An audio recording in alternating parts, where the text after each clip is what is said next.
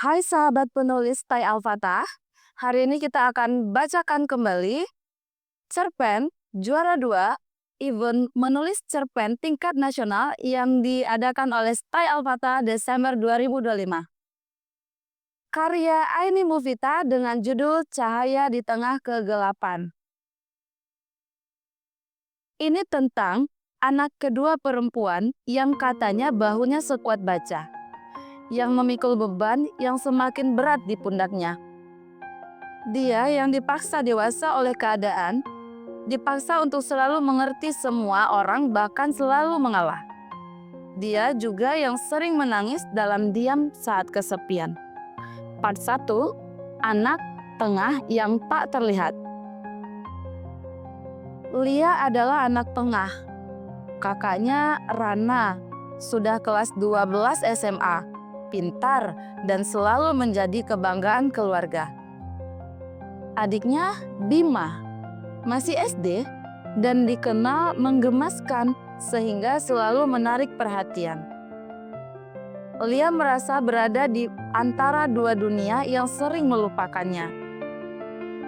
Tidak terlalu tua untuk diajak berdiskusi dengan Rana, namun juga tidak cukup kecil untuk dimanja seperti Bima. Sabar ya nak, mama lagi sibuk, adalah kalimat yang paling sering ia dengar. Atau, nanti dulu, kakak sedang dikejar tugas. Atau, adek dulu ya, soalnya dia masih kecil. Kalimat-kalimat itu tidak menyakitkan pada awalnya. Namun setelah bertahun-tahun mendengarnya, Lia tumbuh dengan perasaan bahwa kehadirannya tidak terlalu penting. Tetapi yang paling berat bukan itu. Yang paling berat adalah atmosfer rumah yang perlahan berubah sejak kedua orang tuanya sering bertengkar. Part 2, Retakan di balik pintu rumah. Awalnya, pertengkaran itu hanya suara kecil yang terdengar dari ruang tengah. Biasanya setelah makan malam. Namun lama-kelamaan, intensitasnya meningkat. Suara pecahan gelas, pintu yang dibanting, napas tertahan, hingga keheningan yang lebih menakutkan daripada keributan itu sendiri. Lia sering mendengarkan semuanya sambil memeluk lututnya di kamar. Ia tidak tahu harus melakukan apa. Ia tidak tahu bagaimana membantu. Ia hanya tahu bahwa hal yang dulu sangat terasa hangat, makan bersama, tawa riang ayah, cerita pekerjaan ibu perlahan menghilang. Suatu malam, ketika suara pertengkaran terdengar lebih keras dari biasanya, Bima yang masih kecil menangis ketakutan. Rana menggendongnya dan menutup pintu kamar rapat-rapat. Lia, sini, duduk dekat kakak, kata Rana pelan. Kenapa mereka selalu bertengkar? Tanya Lia, suaranya bergetar. Rana menatap lama. Karena mereka manusia, dan manusia bisa berubah. Ucapan itu sederhana, namun terasa seperti kenyataan yang terlalu pahit untuk Lia telan. Sejak malam itu, rumah tidak pernah benar-benar kembali sama. Ibu sering pulang larut malam. Ayah lebih banyak diam. Dan Lia merasa ruangan-ruangan di rumah itu hanya berisi bayangan-bayangan yang dulu pernah menjadi keluarga utuh. Hingga suatu pagi, ketika matahari belum naik sepenuhnya, ayah dan ibu memanggil ketiga anaknya ke ruang tamu. Lia sudah tahu sesuatu akan berubah, dan ia benar. Kami memutuskan berpisah, kata ibu dengan suara serak. Bima langsung menangis. Rana menatap lantai.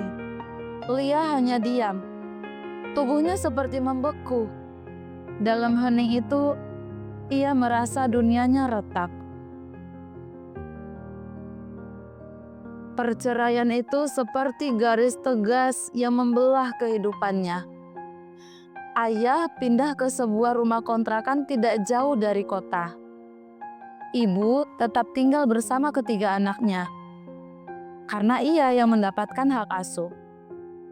Namun meski mereka tinggal bersama ibu, rumah itu tak lagi terasa sama.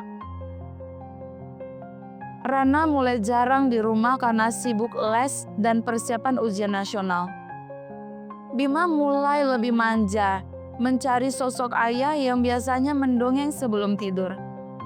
Sementara Lia tetap menjadi Lia, diam, mengalah, tidak membuat masalah. "Lia, tolong jaga Bima ya, Mama harus kerja lembur," kata ibu suatu sore. Ia memberikan kunci rumah, lalu pergi buru-buru. Lia mengangguk. Ia belajar memasak makanan sederhana untuk adiknya, membantu PR-nya, dan menidurkannya. Ia bahkan menyiram tanaman di halaman dan membersihkan dapur. Ia melakukan banyak hal yang tidak diminta dengan harapan sekecil apapun bahwa suatu hari ibu akan melihatnya.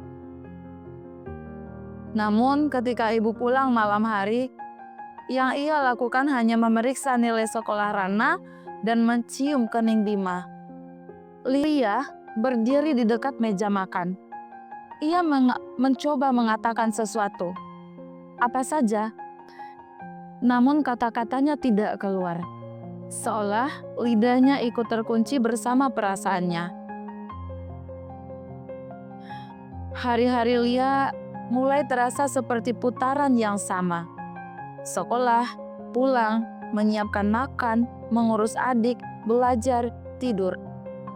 Untuk mengatasi perasaan yang kosong, ia mulai menghabiskan waktu di perpustakaan sekolah, tempat paling sepi dan paling tenang. Di sana ia bertemu seseorang yang kemudian menjadi cahaya dalam hari-harinya. Bu Yuni, pustakawan sekolah, seorang perempuan parubaya yang lembut dan cermat. "Kamu sering datang ke perpustakaan sepulang sekolah?" kata Bu Yuni suatu hari sambil merapikan buku. "Apa kamu memang menyukai membaca?" Lia ragu menjawab, tapi kemudian mengangguk. "Saya suka suasananya, Bu. Tenang." Bu Yuni tersenyum.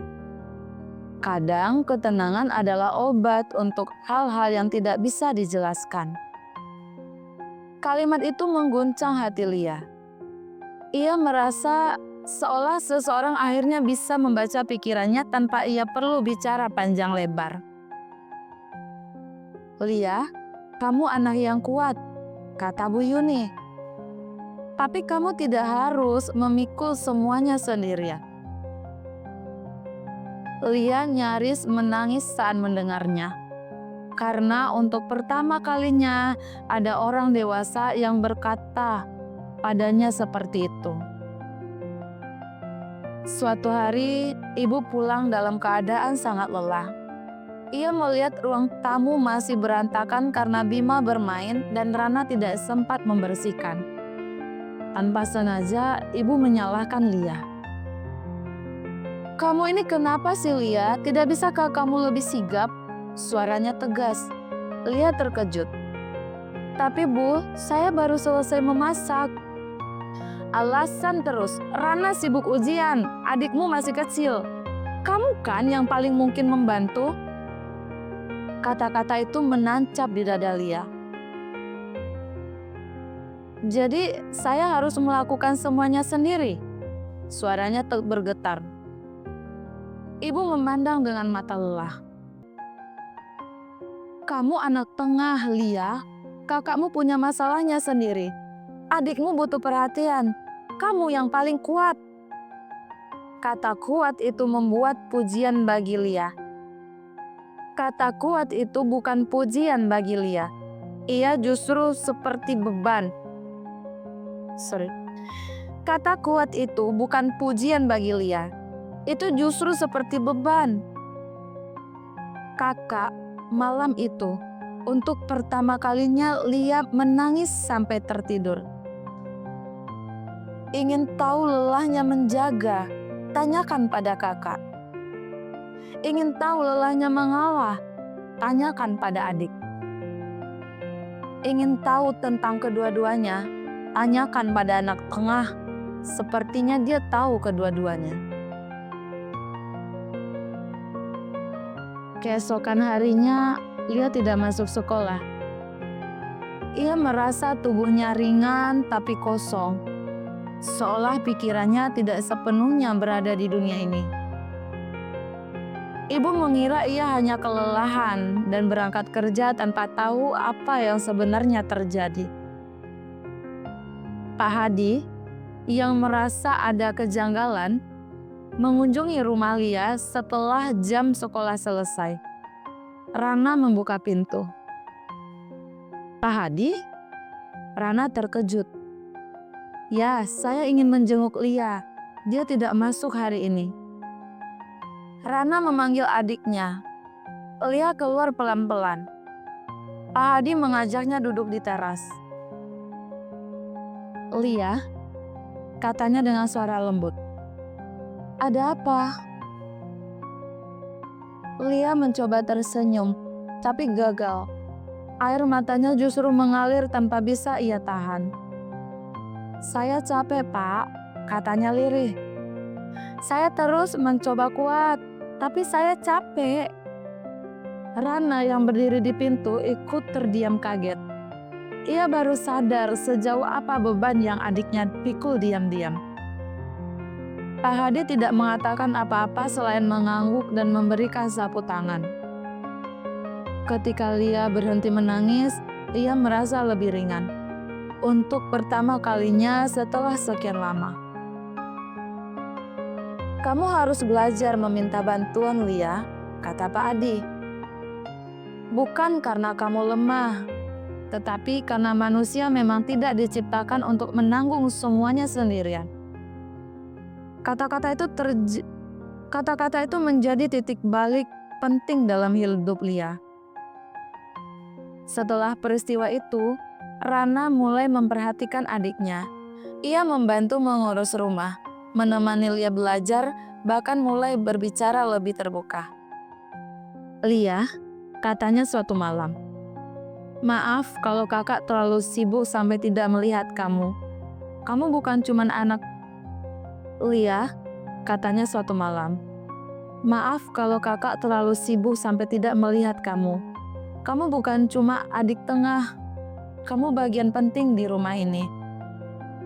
Ibu pun perlahan menyadari perubahan sikap anak-anak dan mulai bertanya pada dirinya sendiri. Ia memutuskan turut meminta maaf dan memperbaiki hubungan dengan Lia. Kamu anak yang luar biasa, kata ibu. Mama hanya terlalu sibuk dengan masalah sendiri sampai lupa kamu juga manusia yang punya perasaan. Lia tidak berkata apa-apa, hanya memeluk ibu erat. Pelukan itu lama, penuh penyesalan dan permohonan maaf yang tidak sepenuhnya terucap.